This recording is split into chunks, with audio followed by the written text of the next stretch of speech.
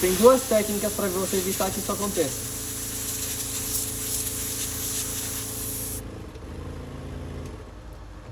Uma, mais fácil e mais rápido é... Suponha que você tem um CI aqui, nessa área. Você vem com a temperatura e você faz os movimentos aqui, ó, curvas. Giratórios aqui, ó. Quando você for trabalhar. Certo? Vocês viram que o stencil gira para cima, ao contrário agora. Certo? Essa é uma forma. A outra forma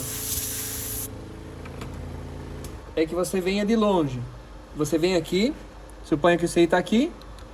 Você vai vir aqui, ó, nessa área aqui, aquecer aqui, ó. E se ele dobrar para cima, você só empurra. E aí daqui você leva lá para o centro, lá onde você vai trabalhar. Tá vendo como o stencil torceu? Dobrou para o outro lado? Então tem dois modos que vocês podem fazer.